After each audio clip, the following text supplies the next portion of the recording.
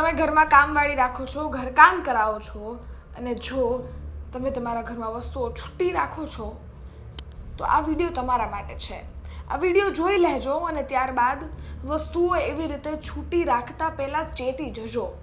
કારણ કે ધ્યાન નહીં હોય અને પાછળથી જો ઘરમાંથી વસ્તુઓ જતી રહેશે ને તો પણ ખબર નહીં પડે.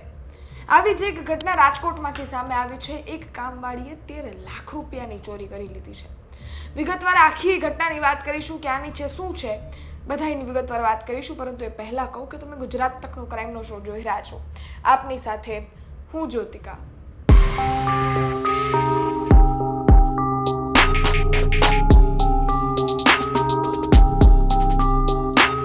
આ ઘટના રાજકોટની છે.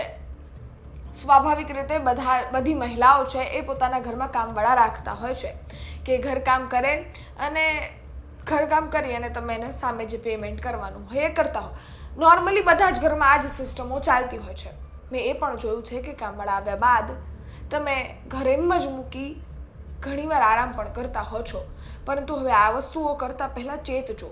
જો તમારા ઘરમાં વસ્તુઓ એમનેમ રેડી પડી હોય છે, ઘરમાં એમનેમ વસ્તુ છૂટી મૂકી દો છો તમે, તો હવે ધ્યાન રાખજો.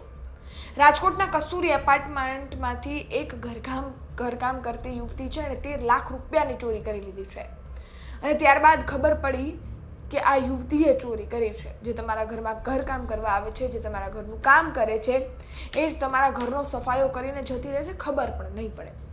આ આખી ઘટનામાં પોલીસ છે એની એન્ટ્રી થાય છે, કામગીરી થાય છે. એ જે ઘરકામ કરતી યુવતી છે એની ધરપકડ પણ થાય છે. ધરપકડ કર્યા બાદ અધિકારીનું નિવેદન સામે આવે છે. શું કહી રહ્યા છે તે સાંભળીએ. રાજકોટ શહેરના માલવીયાનગર પોલીસ સ્ટેશન વિસ્તારમાં પર્ણકુટી પોલીસ ચોકીની સામે એક કસ્તુરી એપાર્ટમેન્ટમાં રહેતા વિપુલભાઈ પટેલના મકાનમાં ગઈ તારીખ 13/8/2026ના રોજ ચોરી થયેલ. જે ચોરી તેમના જ ઘરે કામ કરતા એક બેન બસંતીકુમાર ધુણેશ્વર મીણા રહે સલુંબર ઉદયપુર રાજસ્થાનવાળા હોય, જેઓ તેમના ઘરે છેલ્લા 1 માસથી ઘરકામ તેમજ વિપુલભાઈના ફરિયાદી છે તેમની માતાનો સાર સંભાળ તેમજ દેખરેખને સેવા કરતા હોય, તેમણે ચોરી કરી અને ભાગી જઈ. ત્યારબાદ સદર બેન જે ફરિયાદીના ઘરમાં કબાટમાં શું રાખેલ છે તેમજ પૈસા કે દાગીના ક્યાં રાખેલ છે તે ટોટલ સંપૂર્ણ માહિતીથી વાકેફ હોય અને ચોરી કરી અને ભાગી ગયેલ. જે બાબતે